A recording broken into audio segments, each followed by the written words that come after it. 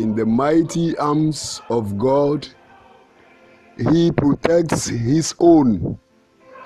He makes them beautiful in all spheres of life. He delivers them from the afflictions of the evil one. He keeps them safe and He secures them all the time. God, our Father and our Mother, grateful are we to you unto your holy name for your love and your care, and for graciously granting us the second day of the month of March, 2nd March 2018. Brothers and sisters in Christ, we are grateful to God for giving us another day for our reflections. I am the Reverend Bright Mawina Mfojo of the Evangelical Presbyterian Church Ghana, and I bring to you, as usual, today's edition of Bright Morning Reflections. The text for our reflection today is a continuation of what we started yesterday on Paul's pastoral letter to his contemporary Timothy.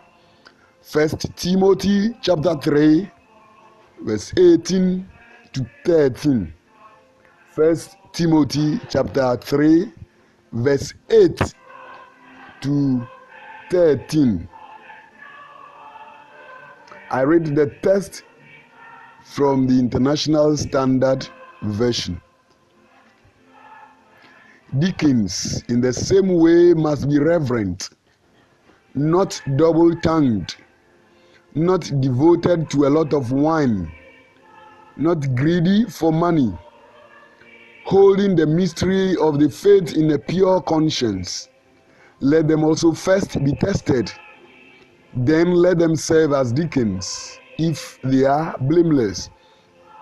Their wives in the same way must be reverent, not slanderous, temperate, faithful in all things.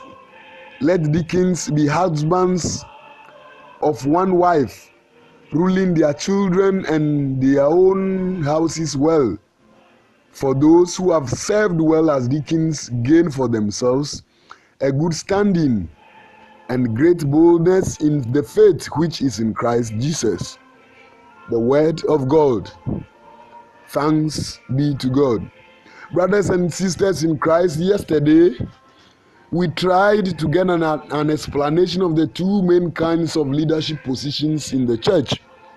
We looked at the ordained ministry and the lay ministry. The Greek words presbyteroi and episkopoi, which described the ordained ministry, are translated as elders, shepherds, overseers, bishops, guardians, among others in English Bibles. The Greek word used to describe lay ministry is diakonos, translated as deacons, servants, helpers, or ministers, among others in English Bibles.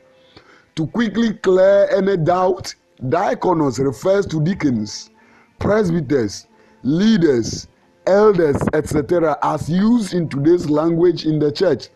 So depending on whatever tradition you are coming from, whether a Pentecostal, a charismatic, a Lutheran, a Presbyterian, or a Catholic, or whatever, we have all these terminologies to describe leaders who are not into ordained ministry, or simply put, who are not pastors. The Greek word used is diakonos. So the text for today is speaking about diakonos, or lay leaders of the church, and what is expected of them.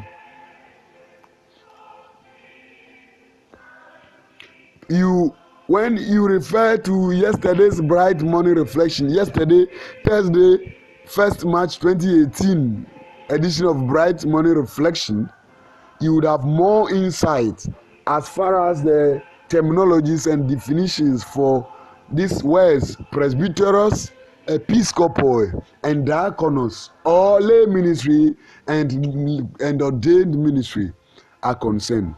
The text for today's reflection describes the qualities of diakonos.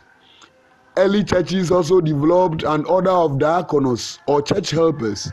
It seems that diakonos looked after many of the everyday tasks in the church so that the presbyteros had more time for prayer and teaching. We remember in Acts chapter 6 that when the widows complained that they were being cheated, the apostles had to select the 7 so that they would be in charge of the sharing of food and daily administration, so that the disciples could have time for prayer and for teaching. So they came in as helpers or servants or ministers. Some people refer to them as deacons, or for the female deaconesses. Some people say elders or leaders, and a lot of terminologies. I want to emphasize again that the word diakonos only refers to those who are in ministry, but in the lay form of ministry, who have not been ordained as pastors. So it started from there. However, diakonos were not limited to routine affairs, and some were also preachers. So they were helpers. They are still today helpers. They help the people in the ordained ministry, the pastors, to administer the various denominations and congregations. More of the New Testament churches were found in heathen cities, where many of the converts came from a background of low moral standards. Although some of these converts may have developed spiritually, they may also have retained disorders in their marriages, families, and personal habits. These disorders, in spite of otherwise good qualities, would make such people a poor example to the church, should they be in leadership positions as elders or deacons or whatever. Paul therefore gave Timothy some guidelines concerning those who might hold office in the church. The qualities he lists are not qualifications in the sense that anyone who fulfills these requirements is a leader. No, rather, they are minimum requirements that otherwise suitable people must fulfill if the church is to recognize them as elders or deacons, or in brief, diakonos. Like presbyteroi, Paul gives a similar list of qualities to test the suitability of diakonos, both men and women. Deacons, just as presbyteros, must be reverent. They must not be double-tongued. They must not be devoted to a lot of wine and not greedy for money. In yesterday's reflection, you recall that some of these things came up. They came up as what is expected, the qualities that are supposed to be seen in pastors. Today we have the same qualities listed for deacons, deaconesses, presbyters, elders, and other church leaders in our various congregations. It says that they must be reverent and not double-tongued. These people must be seen to be speaking the truth, so that when people bring issues before them, they can speak the truth. They will speak only the truth. Their yes should be yes, their no should be no. And red for them should always be red. And red should not be white some days and black some other days. They are supposed to be people seen to be speaking the truth, so that the members of the congregation can trust them and then give them that respect that they need. They are also not supposed to be devoted to a lot of wine. Many times they think that only pastors are barred from drunkenness. But you all go into it, you realize that every believer should not be given to a lot of wine. Because if you are a believer and you cannot become a leader of the church because of your lifestyle, then what kind of believer are you? So, diakonos should not be given to a lot of wine. We said again yesterday that if you take so much wine, you may not be able to think for yourself. You may not be able to reason even at meetings where critical decisions must be taken. All your thoughts would be influenced by wine, and you may make the congregation a laughing stock for those who are outside, or sometimes even the members. They may not trust you. Again, it is said that they should not be greedy for money. Avarice, the love of money, is bad. Even though we need money for everything, money should not take the first position in our lives. We should not love money and give it the first position ahead of every other thing. No. God, who has called us, is rich. He is a faithful God, and he will bring to an expected end all that he has started. Note that he is a great provider who has everything.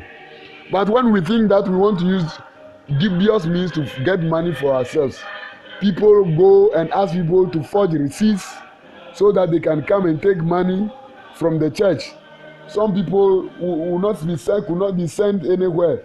They will steal building materials. They do all sorts of things in order to get money. Why? As a believer, as a leader in the church, that is not supposed to be heard about you.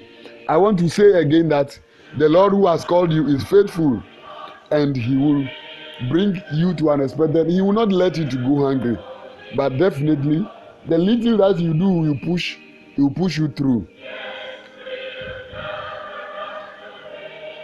We are supposed to test these people first. It also means that they should not see them and immediately make them leaders. Sometimes you find people come to our churches and immediately, because of this, that you make them leaders. No, you need to wait. You need to test them. You need to give them some time so that you can see their true character.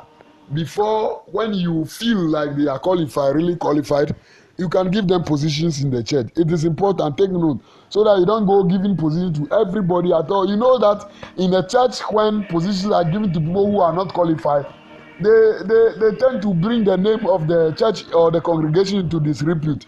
People say all sorts of things. So let us be careful, even as members of the congregation. Let us be careful. So the people we choose are people who have been tried, who have been tested to bring spiritual growth into the congregation. In like manner, they say that there should be people of one husband or one wife. It is well popularly known, and we all know the repercussions of polygamy. So you should have one wife, one husband, and you should be very, very okay with that. What you have to do rather is that before the choice of a spouse, be very careful that you choose somebody who is compatible with you, so that you don't find yourself wanting, and then you do what is not expected of you as a leader. Let's note that we are required to have a sound understanding of basic Christian truth as leaders of the church. So we are not supposed to be gossiping and saying things that we do not know, since we are likely to know about the personal affairs of those who give to and receive to the church finances and many more. Many of the secrets of people they will share with us. So when you say this here, you say that here, you become a gossip, then you cannot become a leader, and you are not a leader. That is not, it should not be sin. You should not be seen to be doing that. Rather, you should add that some level of confidentiality. And even anytime you want to speak, you speak only what is needed, and you speak the truth. So by way of reminder, alcoholism or avarice, the love of money, are gods which occupy the place of the Holy Spirit of God wherever it is. So when we love money, then we are serving another god. When we are drunk, then a bad spirit has entered us. So the Holy Spirit will not have a place in us and use us as expected as leaders of the church. So let's note these two and then do away with them, so that God can always infill us with the Holy Spirit. Every minister must first minister to his or her household before the church. Yes, we find many times people from the household of leaders becoming very recalcitrant and becoming nuisance to society. Let's be careful. Spend time as a church leader. Spend time with your family. Make your family useful. When people see your family, they should know that yes, this is the family of a church leader, so that it doesn't appear as if your children themselves, your household itself is not the best of a Christian household, and you are trying to correct those in the church. The popular statement is that you should remove the lock on your eye before you try to remove a speck in somebody's eye. Let's be careful. Spend time with your family. Help your family to grow spiritually, and that will even give you the platform to be able to do so many things in the church. It will even give you a peace of mind to be able to do so many things in the church. It's difficult to go speaking against things that are done in your house in the church. It doesn't sound too well. It is my prayer that what we have studied yesterday and today about what church leaders are supposed to be and the way they are supposed to behave will go a long way to shape our lives as believers, so that it is not just about the name reverend, it is not just about the name pastor, it is not just about the name bishop, elder, presbyter, catechist, steward, leader, deacon, deaconess, and the rest, but rather we will avail ourselves so that we will do so many things for God. Remember also that apart from these things, every congregation, every denomination has its laid down procedure and requirements apart from these things that are stipulated by God in the Bible. Yes, God has inspired people so that looking at our environment, we can also formulate policies that will guide our selection of people for ministry, whether lay or ordained. For instance, people have cut-off points as far as age is concerned. People have academic qualifications and some other qualifications that are required depending on one denomination to the other. We need to abide by all these things so that the blessings of God can be on our tenures as leaders. Do not force your way into leadership. Allow God to rule. Allow God to lead, so that if God really has chosen you, you will be seen and you come to the limelight. Even in amongst leaders where there's so much backbiting and jostling for space, do not want to be seen. Be there, but make sure that you stick to your job. You do what is expected of you, and God will himself will find a way of lifting you. Those who serve well in their duties in the church gain honor for themselves and in favor with God. Such good services please the Lord. The members of the church will also respect us who do their job well. These good people can grow in confidence and in trust in the Lord Jesus Christ. They can be bolder as they speak about what they believe to other people. I pray that even as a leader, as a believer, God will inspire you, God will direct you, God will lead you so that you follow him and make your tenure successful. In the name of the Father, Son, and Holy Spirit. Amen. Let us pray. Gracious God, we are grateful to you for this day. We thank you for bringing us your word. We pray that you would lead us, you would help us, you would inspire us so that we can be useful leaders in your vineyard. We pray for all lay leaders in our various denominations and congregations. We pray that you equip them with qualities that will help them to draw other people closer to you, bringing them from darkness into light. We also intercede for all drunkards, knowing that you do not cherish drunkards, and the spirit of alcoholism takes the place of the Holy Spirit in our lives. We intercede for all drunkards in our families, in our congregations, and in our communities. And we pray that God, may you let them have that shining enlightenment so that they can turn and then work for you as you expect. We commit the day into your care. We pray that you help us, you guide us so that the day will be successful. We pray that whoever is going through any problem and listen to you, Lord, may you turn and listen to the cry of that person too, so that you can overturn our problems, and then we can always be safe and praise you and honor you. In the name of Jesus Christ we pray. Amen. Friends, we are grateful to God for today's word. We pray that you would imbibe these words, we will share them with the world, and then forever and ever we can build upon our Christian life and become more useful. You can contact Bright Pastors Outreach on 0204113206 or 0249594564, or send an email brightpastorsoutreach@gmail.com. Until we meet tomorrow, when we bring you another edition of Bright Morning Reflections from Titus chapter 1 verse 5 to 14, I wish you a blessed day and a blessed weekend. I am the Reverend Bright Mawina Mfojo, your regular altar of Bright Morning Reflections, which is 5 years old now, to the glory of God. I am also a minister of the gospel with the Evangelical Presbyterian Church Ghana. Until we meet tomorrow, Saturday, 3rd March 2018. Have a blessed day. Have a blessed weekend. Amen.